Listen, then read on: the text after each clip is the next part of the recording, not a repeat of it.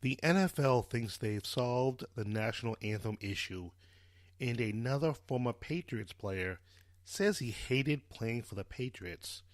Are we seeing a trend? Stay tuned. Welcome to The Sports Perspective, an American football fancast about the New England Patriots and also news from around the league.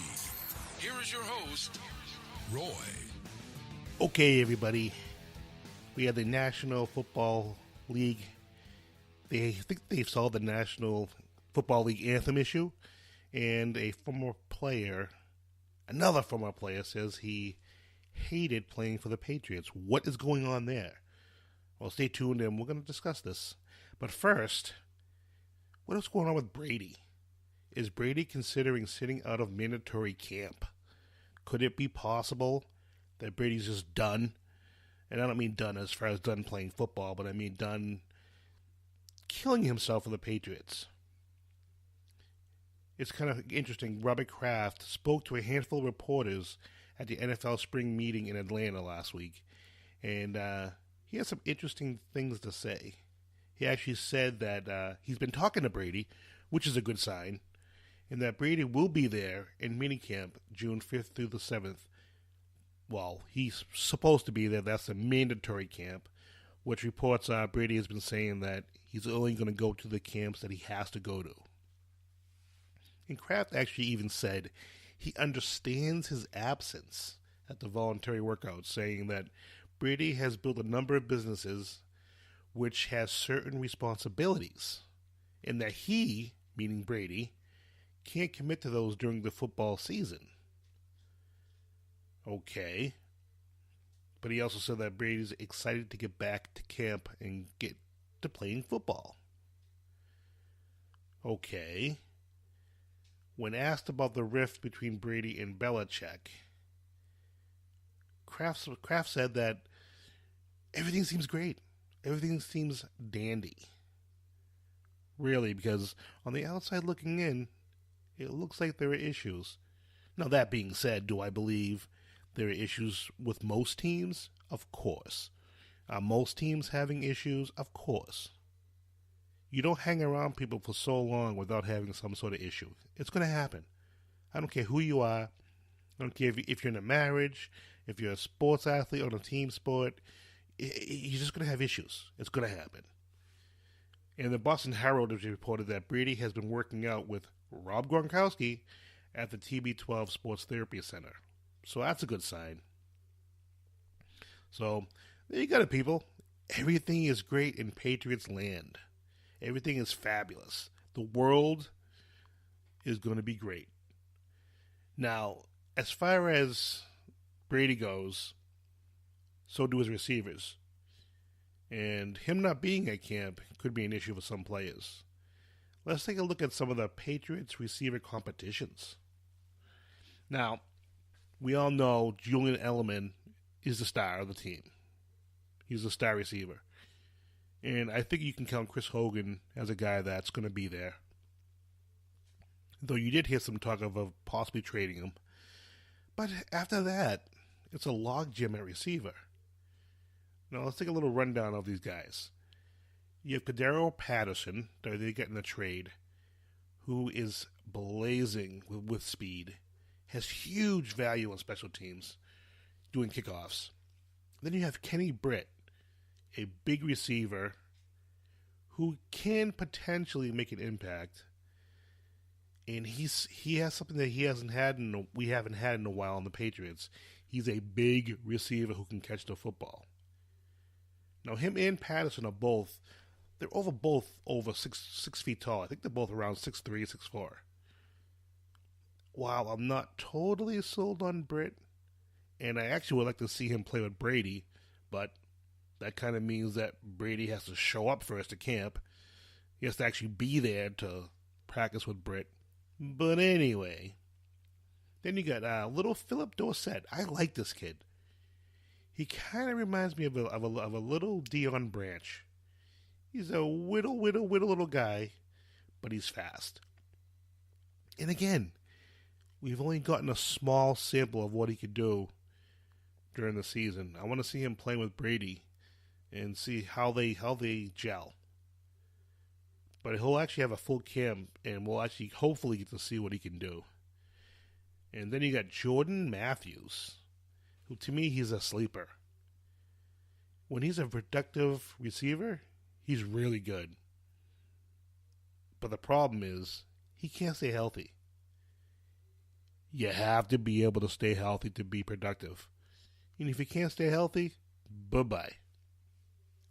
And then kind of goes the same for this next guy, and I hope he can stay healthy because this kid, he could be something really good. Malcolm Mitchell.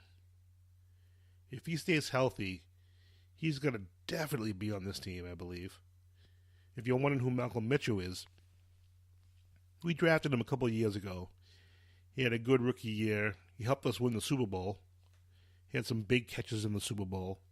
And then last year, he hurt his knee, and he was just out all year. He just never got healthy. The problem, if you heard me say it just now, he hurt his knee.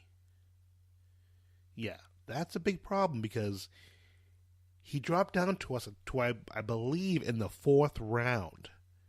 And I believe it's basically because he had knee issues coming out of college. So he came into the league with knee issues. He was a potential first-round draft pick, but with the knee issues, dropped all the way to the 4th round. I really hope he can put those issues behind him because when on the field, he has shown he has the ability to be a really good receiver. And then, rookie coming in this year is Braxton Berrios. He's the 6th-round kid out of Miami. I told you all before, I like this kid. Unless something crazy happens, he's going to be on this team. Unless I'm really overrating him. Right now, I envision him as being the next Amendola. Hopefully a little tougher and able to stay healthy. But I see him being the next Amendola. And he can return punts. So we can get Edelman out of there. The last thing we need is for Edelman to get hurt from returning more punts. Big hell yeah there. Can you imagine that? Edelman's being able to rest on the sidelines, not getting hit that extra times. That'd be awesome. And you got a couple of young guys, which I don't know how much longer they have on the roster. Riley McCarron and Cody Hollister. Unless some of our other receivers go down, I don't see these two cracking the starting roster. Maybe on the practice squad. They'll probably be practice squad players. But, yeah, if they're making an impact, we might have some issues.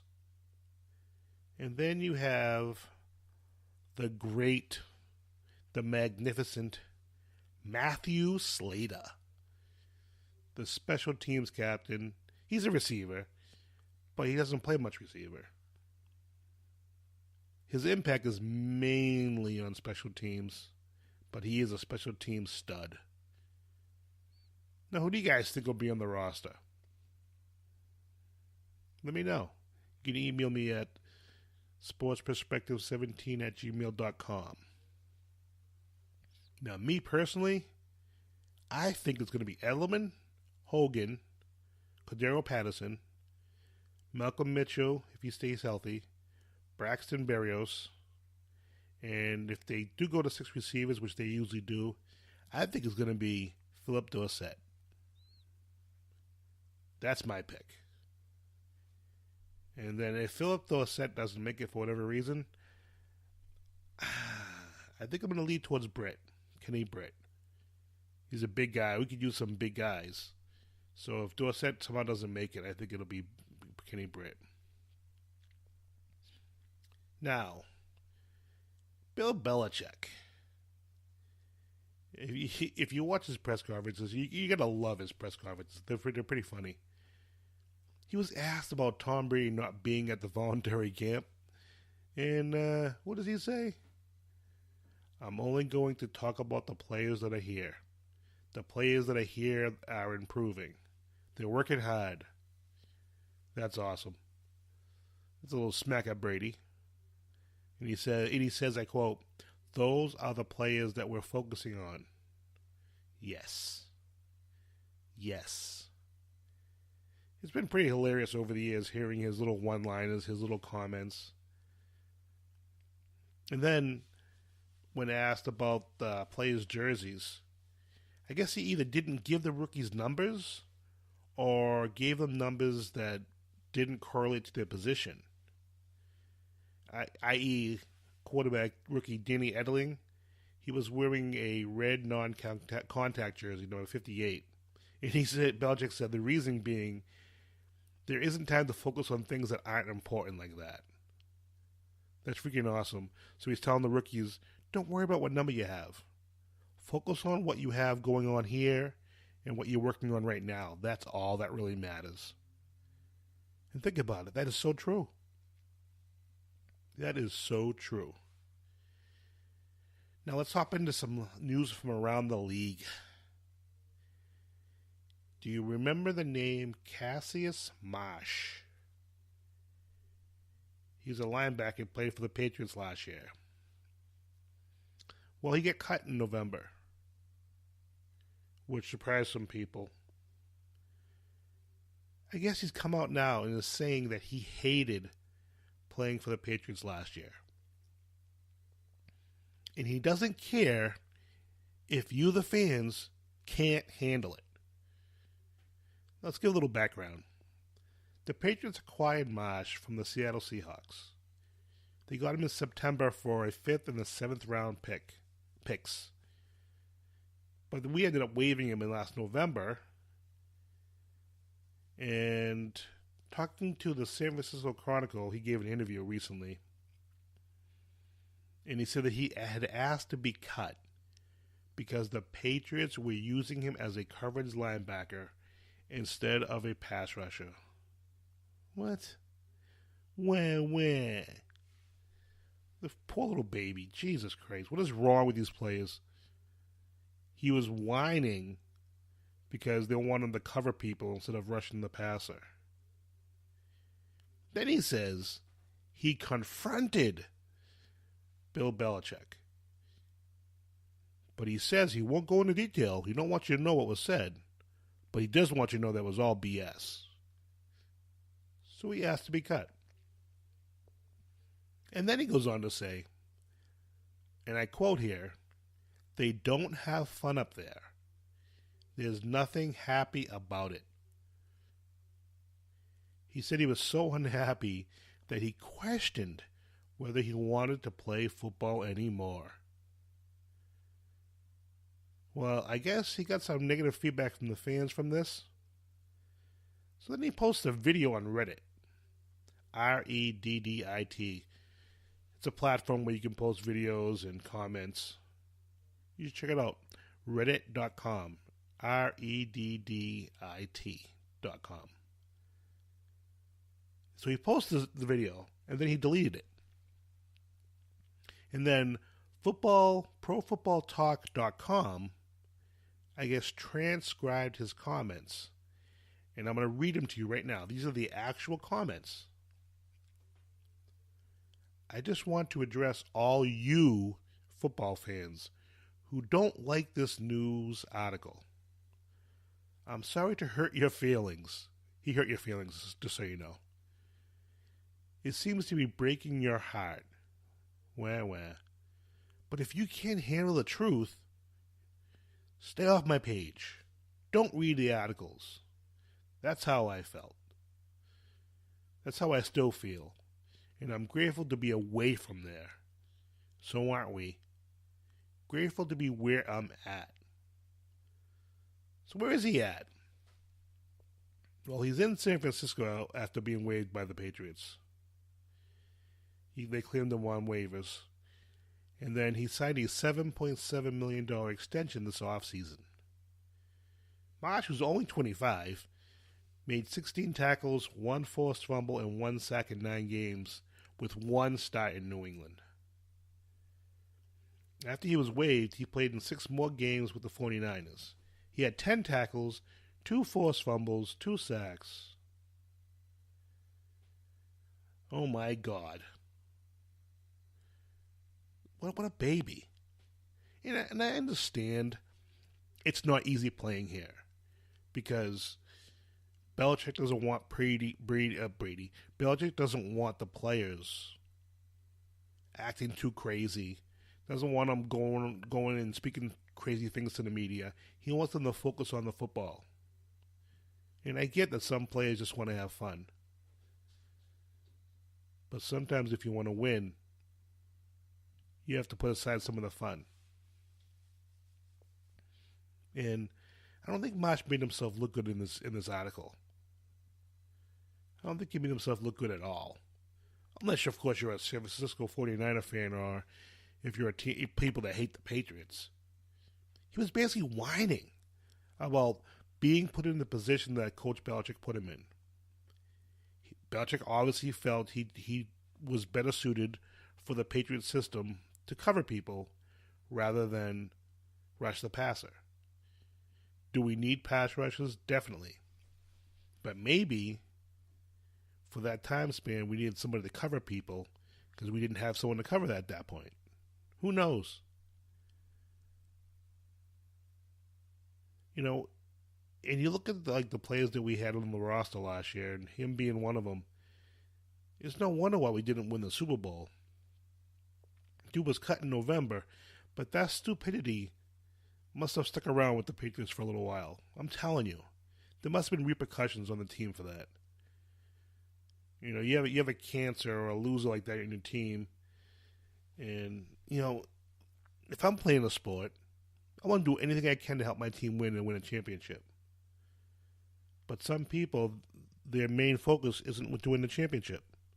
That's not what they're about. Sometimes you got to go to extremes and do sacrifices to win championships. That has to happen sometimes. Now, this is a good issue that everyone loves, the National Anthem issue. The NFL has a new policy. It was reportedly voted unanimously, but since then, it has come out that a couple of owners abstained and didn't vote. So basically, the way it works is it calls for everyone on the field to stand and show respect for the National Anthem. It also calls for the league to find teams whose personnel don't stand and show respect.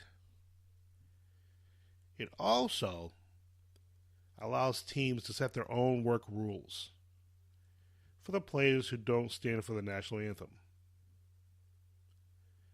Now, one thing to note, that it does allow for players and other personnel to remain off the field. The key is off the field if they choose to do so.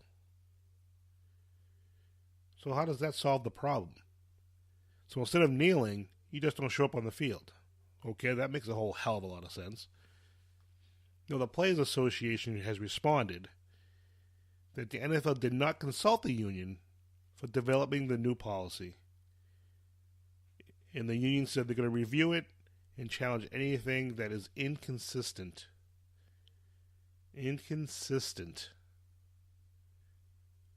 with the collective bargaining agreement. Oh boy. To be continued. Now, this is interesting. Now, my opinion on the National Anthem policy. First off, Sterling Brown. Video came out this past week about him. He's the Milwaukee Bucks basketball player. He got tased during a parking ticket. Look it up. Interesting. And this is why people were protesting in the NFL. The people weren't protesting the flag. People weren't protesting the song. They were protesting how players and minorities are being treated. And it was incidents like this is why they were kneeling to show there's a problem here.